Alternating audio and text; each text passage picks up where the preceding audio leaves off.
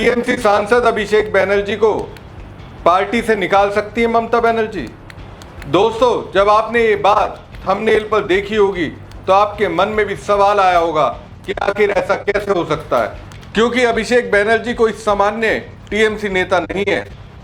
वो ममता बनर्जी के भतीजे हैं और पार्टी के सबसे ताकतवर नेताओं में उनकी गिनती होती है। अब तक जब भी अभिषेक बैनर्जी को लेकर पार्टी के अंदर सवाल उठे, ममता बनर्जी उनके साथ खड़ी दिखाई दी। यहां तक कि पार्टी के भीतर नाराजगी और बगावत के बावजूद उन्होंने अभिषेक का साथ नहीं छोड़ा। ऐसे में सवाल उठता है कि अब ऐसी कौन सी स्थिति बन गई कि बंगाल के सियासी गलियारों में चर्चा होने लगी कि ममता बनर्जी को अपनी पार्टी बचाने के लिए अपने ही भतीजे के खिलाफ कोई बड़ा फैसला लेना पड़ सकता है। दरअसल इस पूरी चर्चा के पीछे दो बड़ी वजह बताई जा रही हैं। पहली वजह है टीएमसी के बागी नेताओं की मांग और दूसरी वजह है अभिषेक बैनर्जी को लेकर सामने आया एक ओपिनियन पोल। अब इन दोनों बातों को जोड़कर देखा जा रहा है और यही समझने की कोशिश हो रही है कि क्या पार्टी बचाने के लिए ममता बनर्जी अभिषेक बैनर्जी की राजनीतिक भूमिका सीमित कर सकती हैं। आखिर बागी नेता अभिषेक बैनर्जी से इतना नाराज क्यों है? ओपिनियन पोल में जनता ने क्या जवाब दिया और क्या वास्तव में ममता बनर्जी के सामने पार्टी और परिवार में से किसी एक को चुनने जैसी स्थिति बन सकती है? नमस्कार दोस्तों, मैं हूं परवीन सानी। दोस्तों, इस पूरे मामले को समझने के लिए पहले टीएमसी के अंदर चल रही राजनीतिक खींचतान को समझना जरूरी है। ममता बनर्जी इस समय अपने राजनीतिक जीवन के बेहद मुश्किल दौर से गुजर रही हैं। उनके सामने चुनौती सिर्फ विरोधी दलों से मुकाबला करने की नहीं है, बल्कि अपनी ही बनाई पार्टी को एकजुट रखने की भी है। पार्टी के कई नेता बागी हो चुके हैं और अब दावा किया जा रहा है कि इसमें से कई नेताओं की सबसे बड़ी नाराजगी अभिषेक बैनर्जी को लेकर है। बागी नेताओं का कहना है कि अगर ममता बनर्जी अपने भतीजे और टीएमसी महासचिव अभिषेक बैनर्जी को सक्रिय राजनीति से दूर करती हैं तो पार्टी छोड़कर गए कई नेता दोबारा उनके साथ आ सकते हैं। यानी आसान भाषा में समझे तो बागी नेताओं की शर्त ये बताई जा रही है कि अगर ममता बनर्जी को पुराने नेताओं को वापस लाना है तो उन्हें अभिषेक बैनर्जी की भूमिका को लेकर कोई बड़ा फैसला करना होगा।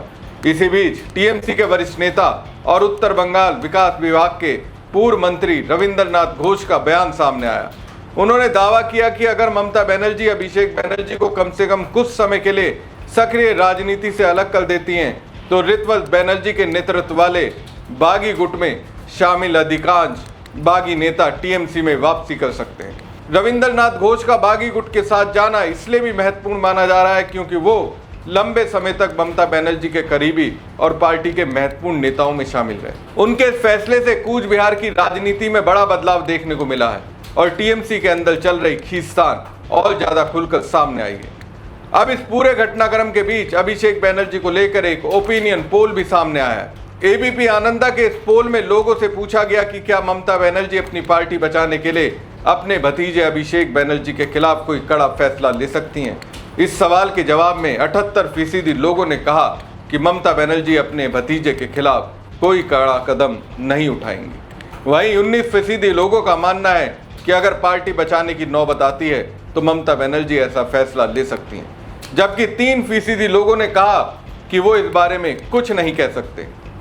अब यहाँ ध्यान देने वाली बात यह है कि इस पोल में बड़ी संख्या में लोगों को भरोसा है कि ममता बनर्जी अभिषेक बैनर्जी के खिलाफ कोई बड़ा फैसला नहीं लेंगी, लेकिन दूसरी तरफ पार्टी के अंदर से उठ रही आवाजें अभिषेक की भूमिका पर सवाल खड़े कर रहे हैं। यही वजह है कि बंगाल की राजनीति में इस मुद्दे को लेकर चर्चाएं तेज हो गई हैं। दरअसल बागी गुट अब केवल बयानबाजी तक सीमित नहीं है, उसने अपनी समांतर राज्य और जिला समितियां बनानी शुरू कर दी हैं। यानी अब ये लड़ाई सिर्फ नाराज नेताओं की बगावत की नहीं रह गई है, बल्कि संगठन पर राजनीतिक पकड़ मजबूत करने की कोशिश में बदलती दिखाई दे रही। दावा किया जा रहा है कि ममता बनर्जी के कई पुराने वफादार नेता भी बागी खेमे में जा चुके हैं।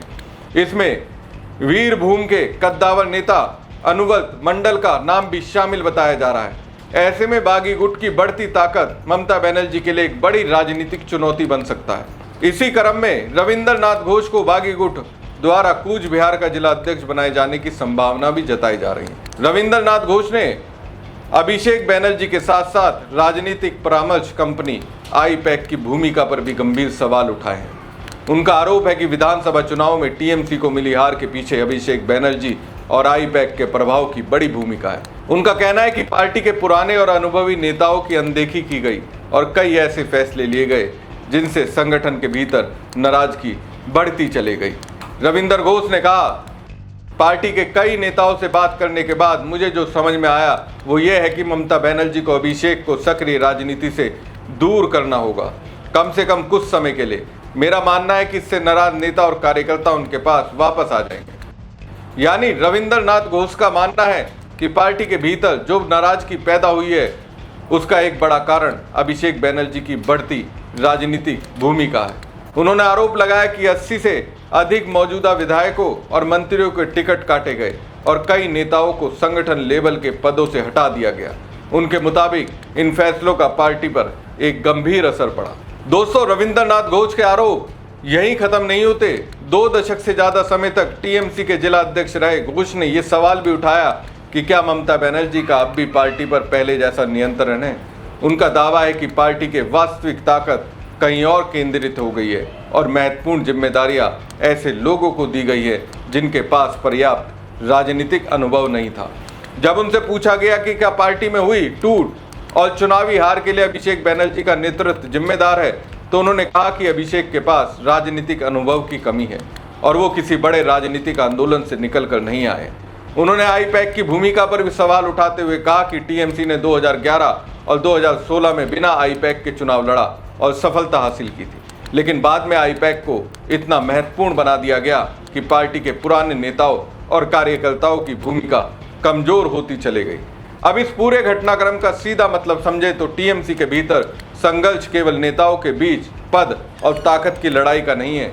असली सवाल पार्टी के भविष्य और नेतृत्व को लेकर खड़ा हो गया है। एक तरफ ममता बनर्जी है जिन्होंने टीएमसी को खड़ा किया और दशकों तक पार्टी का नेतृत्व किया, दूसरी तरफ अभिषेक बनर्जी हैं जिन्हें लंबे समय से पार्टी के भविष्य के नेतृत्व के रूप में देखा जाता रहा है, और अब तीसरी तरफ वो पुराने नेता हैं जो दावा कर रहे हैं कि अभिषेक की बढ़ती ताकत के कारण पार्टी कमजोर हुई और पुराने नेताओं को किनारे किया गया। तो दोस्तों, इस पूरे घटनाक्रम को समझने के बाद एक बात साफ नजर आती है कि बागी नेताओं की मांग अपनी जगह हो सकती है, उनके आरोप भी अपनी जगह हो सकते हैं, लेकिन ये मान लेना कि ममता बनर्जी पार्टी बचाने के लिए अभिषेक बनर्जी को किनारे कर देगी, शायद बंगाल की राजनीति की जमीनी हकीकत को नजरअंदाज करना होगा।